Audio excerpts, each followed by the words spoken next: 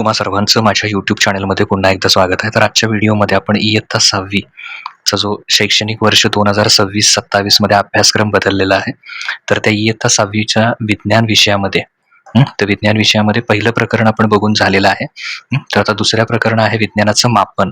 तर या मापन प्रकरणाचं आपण सगळं स्पष्टीकरण बघणार आहोत आणि मग त्याच्यानंतर त्याचा स्वाध्याय सुद्धा बघणार आहे. तर मापन मध्ये इथं बघा, इथे एक आपल्याला चित्र दिलेलं आहे आणि काय म्हटलंय बघा, या चित्रातील प्रत्येक व्यक्ती काही मापन करत आहे, काही ना काही माप मोजत आहे. जसं की हा इथे या कापडाची लांबी किती आहे तो मोजतोय, इथे दूध किती लिटर आहे तो बघतोय, भाजी किती किलो आहे ते बघतोय, किंवा डॉक्टर तापमापीमध्ये तापमान बघतोय. तर माप घेणं, मापन म्हणजे काय, एखाद्या गोष्टीचं माप घेणं. तो माप किती आहे, ठरवा पाहू कोण कसले माप घेत आहे असं विचारलंय. दूधवाला माप भरून दूध घेतो तेव्हा नेमकं कशाचं मापन करतो, ते दूध किती लिटर आहे. समोर कापड घेऊन कापड विक्रेता टेपने काय मोजत असेल, तर कापडाची लांबी. हातातील नळीकडे निरखून बघणारा डॉक्टर कशाचे मापन करत असतील, तर तापमापीचं. भाजीवाला कशाचं मापन करतोय, तर ती भाजी किती किलो आहे, किती ग्रॅम आहे ते मोजण्याचं काम करतोय. आता तुम्ही लहानपणी विटी दांडूचा खेळ खेळला असाल, तर विटी दांडूमध्ये अंतर मोजायला 2 मित्र आलेले आहेत. एकाच्या हातात थोडी आखूड दांडू, तर दुसऱ्याकडे त्यापेक्षा मोठ्या लांबीचा दांडू आहे. हे दांडू आपण मोजण्यासाठी वापरतो. दोघांनी खेळण्यासाठी 2-2 आणलेत, तर एकाकडे छोटा आहे तर दुसऱ्याकडे त्यापेक्षा चांगल्या लांबीचा मोठा आहे. तर काय होतं, त्यामुळे फरक काय पडतो, तर अंतरामध्ये फरक पडतो. क्रिकेटसाठी स्टंप पासून 15 पावलांवर गोलंदाजी करायची असे ठरवले, तर कोण कोठे ठेवायची समोरची दुसरी कोण. दोघांचीही 15 पावलेचे अंतर मोजले, तर दोन्हींमध्ये घोटाळा होणारच. कारण मोठा मुलगा आहे, त्याचा पाय मोठा असणार आणि त्याची पावलं मोठ्या अंतरानं होणार, आणि छोटा आहे त्याचे 15 पावलं कमी जास्त होणार. मग काय असेल या घोटाळ्याचं कारण, असा का फरक पडतो. तर तुम्ही स्वतः टेबलाची किंवा बाकीची लांबी वितीच्या बोटाच्या साह्याने मोजता. 1 वीत, 2 वीत. आता तुमचे समजा शिक्षक आहेत, त्यांचा हात मोठा आहे, ओके, तर त्यांचं अंतर जास्त होणार, तुमचा हात छोटा असेल तर हात कमी होणार. मग सगळ्यांचं मापन समान येणार नाही. पूर्वी लांबी मोजण्यासाठी अंगुल, मुष्टी, हस्त, पद अशी एककं वापरत. वय, शरीरयष्टी यानुसार वेगवेगळ्या व्यक्तींची विती, हात, मुठी यांची मापे एकसारखी नसतात. प्रत्येकाचाच 1 वीत जो आहे, आता शिक्षकांचा 1 वीत काय होणार, जास्त होणार. तुलनेनं विद्यार्थ्याचा 1 वीत कमी होणार. त्यामुळे प्रत्येकाचं माप समान येणार नाही. त्यामुळे मापन वेगवेगळं येतं आणि म्हणूनच अशा मापनास काय म्हणतात, अप्रमाणित माप म्हणतात. अप्रमाणित म्हणजे तर योग्य प्रमाणात ते नाही आहे. प्रत्येकानं मोजतेवेळी ते काय होणार, वेगवेगळं येणार. या उलट सगळ्यांनी ठराविकच एकक वापरले तर व्यक्तीनुसार मापनात फरक पडत नाही. तर अशा प्रकारच्या याला काय म्हणतात, प्रमाणित मापन म्हणतात. तर सगळ्यांनी एकच ठरवलं, पट्टी घ्यायची आणि सेंटीमीटर मीटरमध्ये मोजायचं, तर ते योग्य होतं, त्याला म्हणायचं प्रमाणित मापन. कापड दुकानात मीटर पट्टीने नीट मोजमाप करून 1 मीटर कापड घेतले. आजोबांनी घरातील मीटर पट्टीनं ते पुन्हा तपासलं, तर नक्कीच ते काय येणार आहे, सारखं येणार आहे, वेगवेगळं येणार नाही. आता बघा, माणसाच्या कोपरापासून मधल्या बोटा टोकापर्यंतचं अंतर प्राचीन काळात इजिप्तमध्ये काय केलं जायचं, म्हणजे आपला इथला कोपरा आहे तिथपासून ते आपल्या बोटापर्यंत जे अंतर आहे त्याला ते काय केलं जायचं, इजिप्तमध्ये एकक म्हणून वापरत होते, म्हणजे मोजायसाठी वापरत होते. याला क्युबिट म्हणतात. दर माणसागणी क्युबिट वेगवेगळं यायचं, कारण प्रत्येकाचा हाताचं जे अंतर आहे इथून कोपरापासून, सांगताना मी चुकीचं सांगितलं, कोपरापासून मधला भाग आपला कोपर ते पहिलं बोट इथपर्यंत, हे म्हणून राजाचं क्युबिट हे एकक वापरण्याचं ठरवण्यात आलं. रोमन लोकांनी पण आता हे राजाचं म्हणून ते फरक पडायला ना, प्रत्येक व्यक्ती, राज्यातल्या प्रत्येक व्यक्तीचं कोपरापासून ते मधल्या बोटापर्यंतचं अंतर प्रत्येकाचं शरीरयष्टीनुसार वेगवेगळं होतं. त्यामुळे राजाचं क्युबिट वापरायला सुरुवात केली, म्हणजे राजाचं जे कोपरापासूनचं बोटापर्यंतचं अंतर आहे ते वापरायला सुरू केलं. रोमन लोकांनी स्वीकारलेले क्युबिट वेगळे होते, ते 2 फुटात विभागलेले होते. प्रत्येक फुटाचे 12 समान भाग केले होते, त्यांना त्यांनी इंच असं म्हटलं होतं. लांब अंतरासाठी मिलीपासस असं, म्हणजे 1000 पावले हे एकक वापरत, ज्याला आज आपण मैल म्हणतो. ते अंतर याहून थोडंसं जास्त आहे, त्याच्या जवळपास आहे. तर प्रमाणित मापन म्हणजे इतिहासात कशी वेगवेगळी पद्धती होत्या, ज्यावेळी प्रगत तंत्रज्ञान नव्हतं किंवा बाकीच्या गोष्टी उपलब्ध नव्हत्या, त्यावेळी कसं होतं त्यासाठी तुम्हाला हे दिलेलं आहे. प्रमाणित मापन, पूर्वी अंतर, धान्य, द्रव यांचं मापन करण्यासाठी साधने प्रत्येक प्रदेशात वेगवेगळी असायची. म्हणजे समजा आता भारत आहे, तर भारत देशामध्ये वेगळी, इतर देशामध्ये वेगळी किंवा त्या राज्यामध्ये सुद्धा भारतातल्या सुद्धा राज्यामध्ये प्रत्येकाची पद्धत थोड्या-थोड्या फरकानं वेगवेगळी होती. मोजमापनाची तिथली एकके सुद्धा वेगळी होती. यामुळे व्यापारात आणि इतर अनेक कामांमध्ये अडचणीत येत असत. मग ते टाळण्यासाठी सगळ्यांसाठी समान मापन संधी आणि एककाची पद्धत निश्चित केली. म्हणजे सगळ्यांनी एका पद्धतीनं मोजायचं. म्हणूनच या पद्धतीला प्रमाणित पद्धत किंवा आंतरराष्ट्रीय प्रमाण पद्धत हां, सगळ्या जगामध्ये एकच प्रकारची आंतरराष्ट्रीय एकक पद्धत त्याला म्हणायचं एस-आय पद्धत म्हणतात. हं. तर आता सगळ्या जगात एकाच पद्धतीनं मापन केलं जातं. त्याला कुठली आंतरराष्ट्रीय एकक पद्धत, शॉर्टमध्ये इंग्लिशमध्ये म्हणायचं एस-आय पद्धत. आता 1 मीटर अंतराचे 100 समान भाग केल्यास प्रत्येक भाग म्हणजे काय होणार? 1 सेंटीमीटर. हा 1 मीटर समजा 1 मीटर आहे. तर याचे असे समान असे किती भाग केले आपण? 100. तर त्यातला प्रत्येक भाग म्हणजे हा प्रत्येक भाग किती सेंटीमीटरचा झाला? 1 सेंटीमीटर. म्हणजे थोडक्यात 1 मीटर म्हणजे 100 सेंटीमीटर. तर मापनासाठी लांबी किंवा अंतर मोजायचं असेल, तर याचा एकक काय आहे? मीटर. सगळ्या जगामध्ये कशामध्ये मोजलं जातं? मीटरमध्ये. वस्तुमान किलोग्रॅम, केजी. वेळ सेकंद. कंपास पेटीमध्ये असणाऱ्या 15 सेंटीमीटर लांबीच्या मोजपट्टीचे निरीक्षण करा. पट्टी असेल तर तुम्ही समोर काढा. आपल्या पुस्तकात पण पुढे चित्र आहे त्याचं. त्याच्यावर तुम्हाला 0 ते 15 खुणा केलेल्या दिसतील. प्रत्येक 2 खुणांच्या मधलं अंतर हे 1 सेंटीमीटर आहे. 1 सेंटीमीटरचे पुन्हा 10 भाग केलेले असतात. त्याला काय म्हणतात? मिलीमीटर म्हणतात. तर त्यासाठी तुम्ही हा कंपास जर बघितला असेल इथे, तर इथे 0 ते 1 मध्ये बघा 1, 2, 3 असे सगळे मोजलेत तुम्ही. तर 0 ते 1 मध्ये किती असतात लहान लहान रेषा? 10 रेषा. म्हणजे 1 सेंटीमीटर बरोबर इथं दिलेलं आहे 10 मिलीमीटर. म्हणजे 0 ते 1 च्या मध्ये किती असतात? 10 रेषा. त्यामुळे 1 हा 0 ते 1 म्हणजे 1 सेंटीमीटर आणि याच्यामध्ये परत लहान लहान ह्या 10 रेषा आहेत. म्हणजे 1 सेंटीमीटर म्हणजे 10 मिलीमीटर.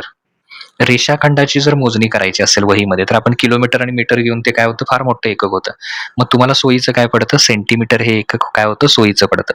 मग कापडाची लांबी, खेळाच्या मैदानाची लांबी, रुंदी अशा मापनासाठी मीटर हे एकक काय आहे? सोयीचं आहे. परंतु 2 शहरांमध्ये समजा आपण अशी पट्टी सेंटीमीटरची पट्टी घेऊन अंतर मोजायला लागलो, तर ते फार वेळ लागेल आणि फार चुकीच्या पद्धतीचं होईल ते किंवा चुकीचं असं नाही, पण वापरायला फार काय होईल? कठीण होईल. परंतु 2 शहरांमध्ये अंतर हजारो मीटर असते म्हणून ते मोजण्यासाठी आपण काय करतो? किलोमीटर वापरतो. तर एका किलोमीटरमध्ये किती मीटर असतात? तर 1000 मीटर असतात. 1000 मीटर झाले की 1 किलोमीटर. तर लांबीचे अचूक मापन. लांबी आणि अंतर मोजण्यासाठी वापरात असलेली काही साधने तुम्ही पाहिली आहेत. कापड विक्रेता असेल, सुतार असेल, मैदानाचं मोजमाप करणारी व्यक्ती असेल, किंवा गावाकडे शेतीचं मोजमाप करणारे वगैरे असतात. कामात वापरल्या जाणाऱ्या वेगवेगळ्या टेप्सवरील खुणा एकसारख्याच असतात का? तर नाही. प्रत्येकाच्या नुसार खुणा काय असतात? आता बघा इथं दिलेलं आहे. हे तुम्ही कधी ना कधीतरी तुमच्या घरात जो सुतारकाम करणारा असेल किंवा तुम्ही कधी कापड विक्रेत्याकडे गेला असाल, तर त्यांच्याकडे काय असतं? प्रत्येकाकडे असं वेगवेगळ्या प्रकारच्या टेप पट्टी असतात. त्याच्यावर तुम्ही काय करू शकता? ते मोजू शकता. त्याच्यानंतर कामाच्या गरजेनुसार सोयीच्या खुणा टेपवर असतात. आपल्या गरजेनुसार योग्य प्रकारे टेपनं मापन करायचं असतं. ओके. प्रत्येकामध्ये थोडंफार वेगवेगळ्या पद्धतीनं असतं ते. कोणत्याही 2 बिंदूमधील अंतर मोजण्यासाठी मोजपट्टीची गरज असते. घराची भिंत असेल, दोन्ही मधलं अंतर काढायचं असेल, तर तुम्हाला मोजपट्टी लागतेच. खडूची लांबी मोजण्यासाठी कंपास पेटीतील 15 सेंटीमीटरची लांबीची मोजपट्टी योग्य ठरेल. तुमच्या शाळेमध्ये आपला एक खडू आहे. तो खडू मोजायचा. तुमच्या पट्टीच्या साहाय्याने आज बघा किती सेंटीमीटर असेल उत्सुकता म्हणून बघा. तर तुम्हाला ते सहज मोजता येईल. दरवाजाची उंची जर असेल, मोजायची असेल, तर तुम्ही तुमची सेंटीमीटरची पट्टी घेऊन तुम्हाला काय होणार? त्याच्याऐवजी तुम्ही काय वापरू शकता? मीटर पट्टी वापरू शकता. ही अशी असते बघा, ही मीटर पट्टी सॉरी इथे ही अशी वापरू शकता यातली कुठली. मीटर पट्टीची आवश्यकता असेल. परंतु वक्र पृष्ठभाग असणाऱ्या वस्तूचा घेर मोजण्यासाठी म्हणजे एखादी गोलाकार वस्तू आहे त्याचा जो घेर आहे, म्हणजे गोलाकार भाग किती आहे ते मोजण्यासाठी आपल्याला शिवणकामात वापरतात तसा मीटर टेप काय करावा लागेल? वापरावा लागेल. आता लांबीचं अचूक मापन करताना काही महत्त्वाचे मुद्दे आहेत ते आपण समजून घेतले पाहिजेत. ज्या वस्तूची लांबी आपल्याला मोजायची आहे, ती वस्तू मोजपट्टीच्या संपर्कात असायला पाहिजे. लांबून आपण मोजलं तर ते शक्यच होणार नाही किंवा त्यात चुका होणार. वस्तूच्या सुरुवातीच्या टोकावर म्हणजे आरंभ बिंदूपासून 0ची खूण असेल अशी पट्टी धरावी. आता तुम्ही समजा खडू मोजायचं ठरवलं तुमचा कितीचा आहे, तर एक टोक पट्टीचं शून्याचं इकडे ठेवायला पाहिजे आणि इथं किती सेंटीमीटर आहे ते बघायला पाहिजे.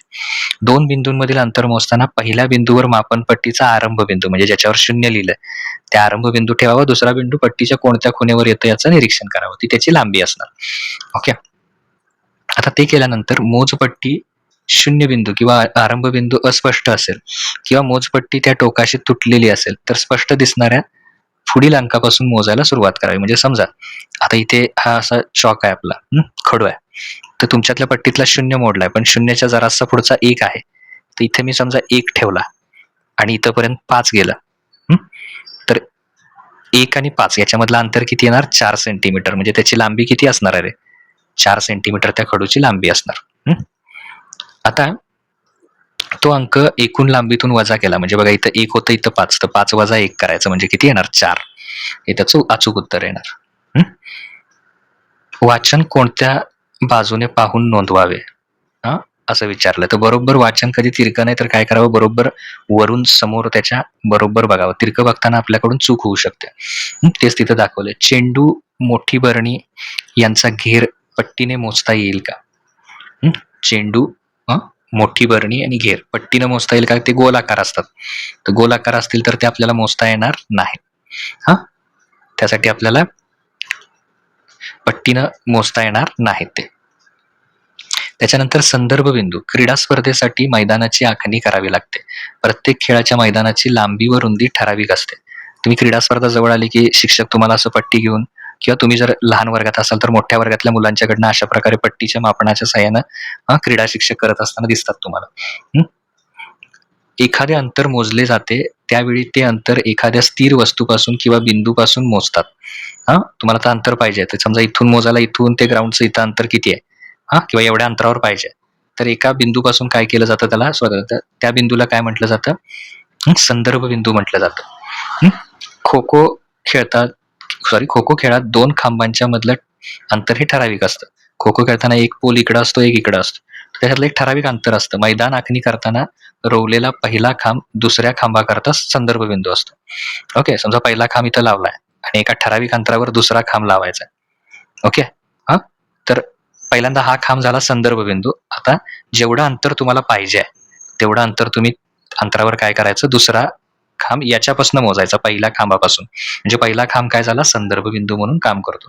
मोठ्या शहरांना जोडणाऱ्या महामार्गावर मोठ्या गावाचे तेथून असलेले अंतर लिहिलेले फलक व दगड असतात. गावातील कोणत्या ठिकाणापासून ते अंतर असतं? गावाची जी वेश आहे म्हणजे जिथून गाव हे होतं तिथून आहे का आतल्या कुठल्या स्टँड पासूनच त्यांचं अंतर आहे? तर बऱ्याच शहराचं अंतर हे बस स्थानकापासून असतं.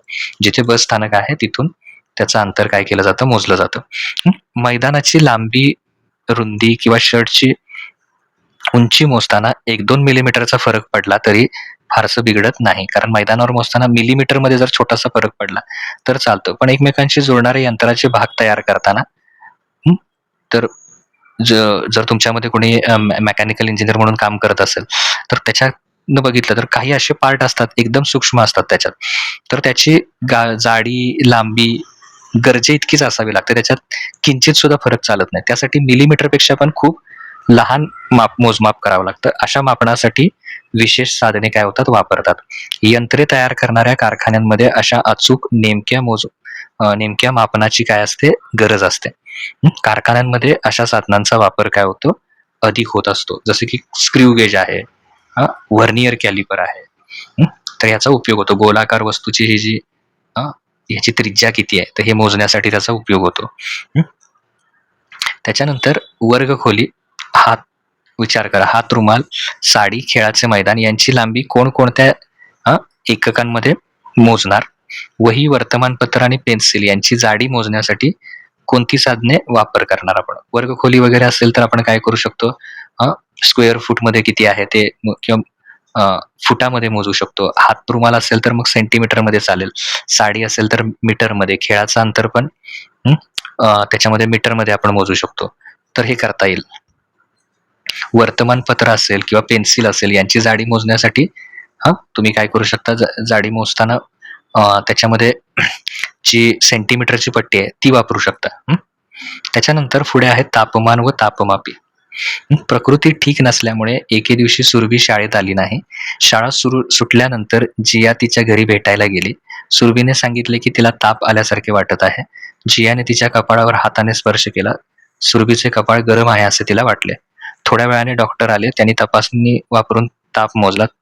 तर ते काय म्हणाले, "हो, तिला ताप आहे." आपण बऱ्याच वेळा आपल्या हाताच्या स्पर्शाने वस्तू गरम आहे की थंड हे ठरवतो. अंघोळीच्या पाण्याचा गरमपणाचा अंदाज घेतो. फ्रीजमध्ये ठेवलेले दुधाचे पातेले थंड आहे की नाही ते आपल्याला जाणवतं. म्हणजे गरम वस्तू आहे की नाही यासाठी आपण बऱ्याचदा काय करतो, काय लगेच तापमापी घेत नाही आपण, तर आपल्या हातानं ठरवतो. वेगवेगळ्या व्यक्तींनी केलेले असे अंदाज काय असू शकतात, वेगवेगळे असू शकतात. एखाद्याला एखाद्याचं अंग गरम वाटू शकतं किंवा तुलनेनं तितकं गरम वाटू शकत नाही. त्यात थोडा फरक राहतो. तो फरक का राहतो? तर अशी काचेची 3 भांडे घ्यायची. भांडं अ, ब, क. मधी क ठेवायचा. काचेची किंवा प्लास्टिकची 3 भांडी घ्या. त्याला अ, ब, क नावं द्या. आपण अंघोळीला घेतो तसं गरम पाणी, एकदम पण कडक घेऊ नका, कारण हा प्रयोग करताना तुम्हाला भाजू शकतं. त्यामुळे अंघोळीला जसं घेतो तसं भांड्यात गरम पाणी घ्या आणि मध्ये एकदम थंड पाणी घेतलं तरी चालेल. फ्रीजमधलं घेतो तसं थंड पाणी घेतलं तरी चालेल. मध्ये आणि भांड्यातील 1-1 कप काय करा, पाणी एकत्र करा. दोन्ही मिक्स करा, म्हणजे ते अतिशय कोमट असणार आहे असं. उजवा हात किंवा नॉर्मल पाण्यासारखा असणार. उजवा हात हा भांड्यातील पाण्यात आणि डावा हात भांड्यातील पाण्यात थोडा वेळ काय करा, ठेवा. तुमचा उजवा हात याच्यात ठेवला, डावा हात याच्यात ठेवला. आता दोन्ही काय करा, मध्ये बुडवा. तर तुम्ही जे गरम पाण्यात हात घातला होता, त्यावेळी ज्यावेळी तुम्ही ह्या पाण्यात म्हणजे नॉर्मल पाण्यात हात घातलाय, त्यावेळी किंचित तुम्हाला काय वाटणार, गार वाटणार. थोडं हाताला गार वाटणार. कारण यात तुमचं पाणी गरम होतं, त्याच्या तुलनेत हे थोडं गार वाटणार आणि हे एकदम थंड पाणी आहे. तर ह्या थंड पाण्यातल्या जेव्हा नॉर्मल पाण्यामध्ये हात घातला, किंचित हे पाणी तुम्हाला काय वाटणार, गरम वाटणार. एका व्यक्तीला थंड वाटणारी वस्तू दुसऱ्या व्यक्तीला काय होते, गरम वाटू लागते. त्याचं कारण हेच आहे, म्हणजे आपल्या शरीराचं मूळचं तापमान जे आहे त्याच्यामुळे फरक पडतो. स्पर्शाने म्हणून नेमकं तापमान मोजण्यासाठी आपल्याला काय करावं लागतं, तिथं उठलेलं नाही आहे व्यवस्थित, तापमापीचा वापर करावा लागतो. स्पर्शाने गरमपणाचा किंवा थंडपणाचा अंदाज समजतो. ते तापमानाचं मोजमाप नसतं, आपल्याला फक्त अंदाज कळतो. तापमान नेमकं किती आहे हे मोजमाप केल्याशिवाय समजत नाही. त्यामुळे तापमान मोजण्यासाठी सुद्धा एका वेगळ्या साधनाची गरज असते. जसं आपण मीटर, सेंटीमीटर लांबी मोजण्यासाठी केलं, तर तापमान मोजण्यासाठी तापमापी हे उपकरण आहे. तापमान सेल्सिअस किंवा फॅरनहाइट ह्या एककामध्ये मोजलं जातं, ठरवलं जातं. आपल्या शरीराचं तापमान 35° पासून ते 42° एवढ्या मर्यादेच्या तापमापी पुरेसं असतं. 35° पासून ते 42° पर्यंत. प्रयोगशाळेत उकळत्या द्रवांचे वाफेचे तापमान मोजता येईल अशा तापमानाची गरज असते. म्हणजे ते 0° पासून ते 110° पर्यंतची तापमापी सोयीची असते. आपल्या शरीराचं 35 ते 42 पर्यंत चालू शकतं. आजारपणाने ताप आल्यास डॉक्टरला छोट्या तापमापीने ताप किती आहे ते पाहतात डॉक्टर. अशा तापमापीला आपण वैद्यकीय तापमापी किंवा ज्वरमापी म्हणतो. बाजूच्या चित्रात दिसतो तसं तापमान, शरीराचे तापमान मोजण्यासाठी अनेक वर्ष वापरत असत. त्यातील पाऱ्याची पातळी पाहणं, तेथील म्हणजे पारा किती वर गेला त्याच्यावरून नेमकं ठरवणं हे अनेकांना अवघड होईल. आजकाल यासाठी काय तापमान नेमकं किती आहे हा अंक दाखवणारा तापमापी वापरला जातो. त्याला डिजिटल तापमापी आपण म्हणतो. तर तो इथं दाखवलाय डिजिटल तापमापी. चित्रात दिसणारा तापमापी आता आपण बघितलाय, हा बऱ्याचदा आपण घरात सुद्धा ठेवतो. याला डिजिटल तापमापी म्हणतात. याचं काम नाण्यासारख्या लहान सेलवर चालतं, एकदम बारीक सेल असतो याच्यात. या तापमापीच्या साह्यानं 35° पासून ते 42° दरम्यानचं तापमान मोजता येतं. 35 पासून ते 42°. कारण मानवी शरीराचं तापमान 37° पर्यंत असतं. गरजेनुसार सेल्सिअस किंवा फॅरनहाइट या एककात तापमान समजेल असे तापमापीत सोय केलेली असते. डिजिटल तापमापीचा वापर करून शरीराचं तापमान कसं मोजाल, तर साबणाने व पाण्याने हात स्वच्छ धुवायचा तापमापी वापरताना. तापमापीवरील रिसेट बटन, म्हणजे जे काही आता तापमान दिसतंय ते रिसेट करायचं, म्हणजे परत मूळच्या स्वरूपात आणायचं जे नॉर्मल आहे त्यानुसार. त्यानंतर तापमापीचा तळाचा भाग त्वचेला स्पर्श होईल असं काकेमध्ये ठेवायचा. जो बीप आवाज येईपर्यंत थांबायचा. याच्यात बीप आवाज आला की थांबायचं. तापमापी बाहेर काढा व तापमानाची नोंद करा. तापमापीचे टोक स्वच्छ करून कोरड्या कापडाने पुसा. हे जे टोक आहे ते स्वच्छ करायचं आणि कोरड्या कापडाने कसायचं, पुसायचं. अशा तापमापी वापरून मित्राच्या किंवा घरातील व्यक्ती आहेत त्यांच्या शरीराचं तापमान सुद्धा आपण घेऊ शकतो. आता इन्फ्रारेड तापमापी, संसर्गजन्य झालेली एखादी व्यक्ती गर्दीमध्ये आली तर अनेकांना तो आजार काय होऊ शकतो, एकमेकांमध्ये पसरू शकतो आणि त्या रोगाची साथ वेगाने पसरते. मोठी दुकाने, विमानतळे अशा ठिकाणी खूप गर्दी असते. प्रचंड गर्दीमुळे एकेकाच्या तापमानाची तपासणी करणं कठीण होतं. अशा अडचणी टाळण्यासाठी व्यक्तीच्या शरीराला स्पर्श न करता पटकन तापमान समजू शकेल अशा साधनांची गरज असते. चेहऱ्यापासून थोड्या अंतरावर धरलेल्या साधनाने त्या व्यक्तीच्या शरीराला पटकन तापमान त्याचं आहे ते समजू शकतं. अशा प्रकारचं असतं. चेहऱ्यापासून थोड्या अंतरावर धरायचं. असे साधन म्हणजे वेगळ्या प्रकारचा एक तापमापीच असतो. त्याला नाव आहे इन्फ्रारेड. इन्फ्रारेड तापमापी. तर इन्फ्रारेड नावाच्या किरणाच्या आधारे याचं काम चालतं. त्याच्यात इन्फ्रारेड किरण त्याचा वापर करून काय केलं जातं, तापमापी आहे ती ठरवली जाते. हल्ली याचा वापर गर्दीच्या अनेक ठिकाणी केला जातो. कोरोना साथीच्या काळात ताप आलेल्या व्यक्ती ओळखण्यासाठी अशा तापमापीचा वापर जगात सगळीकडे झाला. या तापमापीचे काही अंतरावरून समोरच्या व्यक्तीच्या शरीराचे तापमान क्षणात कळते, ही मोठी सोय आहे याच्यामध्ये. ओके, तर त्याच्या पुढचं आहे बघ, तापमान मोजण्यासाठी अंश सेल्सिअस हे दिसतंय असं हे एकक वापरतात. म्हणजे 30°C, 40°C अशा प्रकारे. तापमान मापनासाठी फॅरेनहाइट सुद्धा किंवा केल्विन हे सुद्धा एककं वापरली जातात.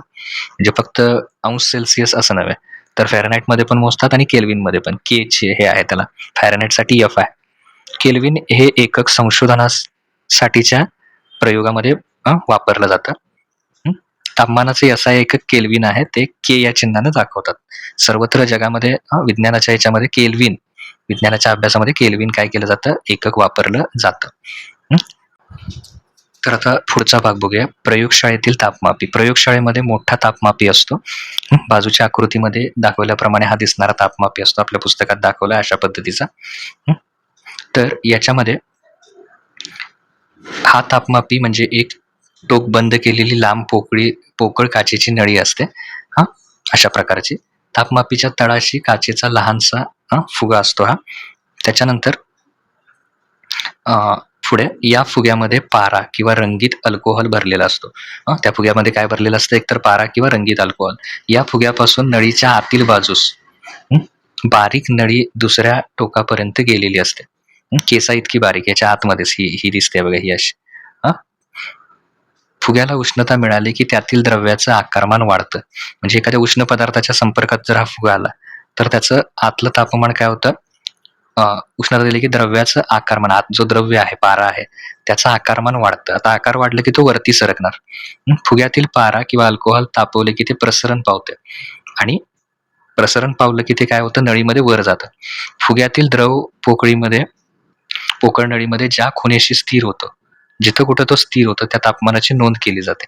समजा इथं स्थिर झाला, इथं 80 आहे तर त्याचं 80 म्हणून पहिल्यांदा नोंद केली जाते. या नळीवर सेल्सिअस मापनाच्या खुणा असतात. तर तापमापीवरील सर्वात कमी तापमानाची खूण, तर सर्वात कमी तापमानाची खूण याच्यावरची ती आहे ती घ्यायची. तापमापीवरील सर्वात जास्त मापनाची खूण, सगळ्यात जास्त किती आहे ती घ्यायची. ओके. त्यानंतर त्या तापमापीचे तापमान मोजण्याची क्षमता ही किती ते किती सेल्सिअस अंशपर्यंत आहे ती. 2 मोठ्या खुणांमधील छोट्या खुणांची संख्या. त्याच्यानंतर ही सगळी माहिती आपल्याला त्याच्यात घ्यावी लागते. एकमेकांलगतच्या 2 छोट्या खुणांमधील तापमानातील फरक, तर ह्या सगळ्या गोष्टी त्यात लिहाव्या लागतात.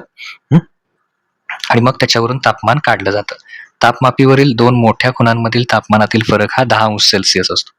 म्हणजे दोन्ही मधला मोठ्या ज्या खुणा आहेत 2, त्यांच्या मधला फरक किती असतो, 10°. मोठ्या खुणांदरम्यान 10 भाग असतील तर प्रत्येक लहान खूण किती झाली, 1°C. म्हणजे ही प्रत्येक बारीक जी दिसते ती किती अंश असणार आहे, 1°. एक म्हणजे 1°, 2°, 3° असं. तर प्रयोगशाळेतील वेगवेगळ्या मर्यादा असणारे तसेच वेगवेगळ्या लहान खुणा असणारे तापमापी असतात. तापमापीने तापमान मोजण्याआधी त्यावरील खुणा पाहाव्या. प्रत्येक लहान खूण किती अंश दाखवते ते आधी पाहून ठेवावे आणि नेमके व अचूक तापमान नोंदवण्यासाठी त्याची आवश्यकता असते. तापमापीच्या साह्याने तापमान मोजण्याची पद्धत. तर तापमान मोजण्याचे आहे, समजा ह्या पाण्याचं तापमान मोजायचं आहे, त्या पदार्थाचा स्पर्श तापमापीच्या तळाकडील फुग्याच्या अधिक भागाला व्हावा. म्हणजे तळ आहे, जो फुगा आहे तो त्या पाण्यामध्ये बुडवलेला असावा. अशा प्रकारे वापर केला तरच त्याचं तापमान अचूक पद्धतीनं मोजता येईल. तापमान मोजताना तापमापी शक्यतो सरळ उभा धरावा, असं दाखवल्याप्रमाणे. तापमापीचा फुगा भांड्याच्या तळाला किंवा आतील बाजूला स्पर्श करणार नाही असा धरावा. हं? तापमापीचा फुगा भांड्याच्या तळाला किंवा इतर तळाला खाली किंवा आतील बाजूला, इकडच्या बाजूला किंवा इकडच्या बाजूला स्पर्श करणार नाही असा धरावा. कारण मग त्याचं पाण्याच्या ऐवजी त्या पृष्ठभागाचं तापमान आपल्याला नोंद केलं जाईल. तापमान अचूक मोजण्यासाठी तापमानातील द्रवाची पातळी हं, डोळ्यासमोर येईल अशा प्रकारे तापमापी धरावी. म्हणजे तुम्हाला ही पातळी जी वर चालली आहे, ती कुठपर्यंत गेली आहे तुमच्या डोळ्याने सहज दिसावं, तुमच्या समोर असावी ती. तुम्ही तापमापी घेऊन मैदानात उभे आहात. तुम्ही कुठल्याही पदार्थांचे तापमान मोजत नसाल, तेव्हा तापमापी कशाचं तापमान दाखवत असेल? नक्कीच त्या आजूबाजूच्या वातावरणाचं, झाडाच्या पानाचे तापमान मोजण्यासाठी काय करता येईल? त्याच्यानंतर हा प्रश्न विचारलाय, तो आपण त्याचं उत्तर शोधायचं आहे. आता खोलीतील हवेचे तापमान मोजण्यासाठी भिंतीवर टांगता येईल अशी तापमापी वापरतात. या प्रकारच्या तापमापी वापरून त्या खोलीचं काय सांगता येईल आपल्याला? तापमान किती आहे ते सांगता येईल. भिंतीवर टांगता येईल असं तापमापी ठेवायची आणि तिथं तापमान किती आहे ते सांगता येईल. प्रत्यक्ष ते त्या खोलीतील हवेचं तापमान असतं. कशाचं तापमान असतं? तिथली हवा जी आहे त्याचं तापमान असतं. भारतीय हवामान खाते दररोज विविध ठिकाणच्या तापमानाच्या नोंदी घेतं आणि हवामानाचा अंदाज व्यक्त करण्यासाठी याचा उपयोग होतो. दररोज वर्तमानपत्रात, टीव्हीवरील बातम्यांमध्ये देशातील प्रमुख शहरांचे किमान म्हणजे कमीत कमी आणि कमाल म्हणजे जास्तीत जास्त तापमान किती होते ती माहिती सांगितली जाते. आता ओळख शास्त्रज्ञांची अण्णा मनी यांना भारतातील हवामान महिला असं म्हणतात. का? तर त्यांनी काय केलं होतं? हवामानाचा अंदाज व्यक्त करण्यासाठी उपयोगी पडणाऱ्या अनेक उपकरणांची त्यांनी रचना केली होती. वेगवेगळी उपकरणं त्यांनी तयार केली होती. हवामान अंदाज व्यक्त करण्यासाठी. रेडिओ सोडे नावाचे साधन उंचावरील वातावरणाचा दाब, तेथील तापमान आणि आर्द्रता यांच्या मापनासाठी अत्यंत उपयोगी आहे. अण्णा मनी यांच्या संशोधनामुळे भारतात अशा अनेक उपकरणांचा वापर सुरू झाला. त्यांनी पुणे येथील भारतीय हवामान विभाग आणि बंगळुरू येथे संशोधन कार्य केले. त्यामुळे हवामान अंदाजासाठी भारताचे जगातील इतर देशांवरील जे अवलंबित्व आहे, म्हणजे भारताकडे उपकरणं नसल्यामुळं दुसऱ्या देशावर आपण अवलंबून होतो आणि यांच्या संशोधनामुळे ते बऱ्याच प्रमाणात कमी झालं. तर काय काय शिकलो आपण? मापन म्हणजे योग्य साधन वापरून केलेली मोजमाप. योग्य साधन वापरलं आणि मग मोजमाप केली. ज्या मापात सांगितले आहे त्याला मापनाचे एकक असे म्हणतात. म्हणजे मापन म्हणजे काय? योग्य साधन वापरून केलेले मोजमाप. कसंही नाही, हाताचं वीत वगैरे नाही. मीटरपट्टी किंवा योग्य ती फुटपट्टी असेल, इतर साधनं वापरून काय केलं जातं? त्याचं मापन केलं जातं, त्याला मोजमाप म्हणतात. ज्या मापात सांगितल्या जाते त्याला काय म्हणतात? एकक म्हणतात. म्हणजे तुम्ही लांबी मोजलीत मीटरमध्ये, तर मीटर हे त्याचं काय झालं? एकक. पूर्वी वेगवेगळ्या ठिकाणाची एकके वेगवेगळी असत, वेगवेगळ्या व्यक्तींनी केलेली मापे समान नसत, तर त्याला अप्रमाणित पद्धत म्हणतात. आणि आता मापन करताना प्रमाणित एकक वापरतात. म्हणजे सगळीकडे जर कुठेही जर तुम्ही मोजलीत, ती कुणीही मोजलीत तरी ती सारखीच येतात. त्याला म्हणायचं प्रमाणित एकक आहे. SI एकक लांबीचं काय आहे? मीटर. हे मात्र लक्षात ठेवा. SI एकक आंतरराष्ट्रीय स्तरावर लांबी कशामध्ये मोजली जाते? मीटरमध्ये. सगळीकडे समानता येण्यासाठी. 1 मीटर बरोबर 1 किलोमीटर बरोबर 1000 मीटर. 1 मीटर म्हणजे 100 सेंटीमीटर आणि 1 सेंटीमीटरमध्ये 10 मिलीमीटर.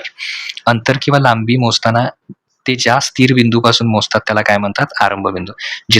संदर्भ बिंदू. जिथून तुम्ही मोजायला चालू करताय त्याला म्हणायचं संदर्भ बिंदू. तापमान मोजण्यासाठी तापमापी वापरतात. तापमान मोजण्यासाठी कुठली एकक आहेत? सेल्सिअस, फॅरनहाइट आणि केल्विन ही एकक आहेत. तापमापीत पारा हा धातू किंवा रंगीत अल्कोहोल वापरतात. तापमापीत काय वापरतात असा प्रश्न विचारला जाईल. पारा धातू किंवा रंगीत अल्कोहोल वापरतात. शरीराचं तापमान मोजण्यासाठी डिजिटल तापमापी किंवा इन्फ्रारेड तापमापी वापरली जाते.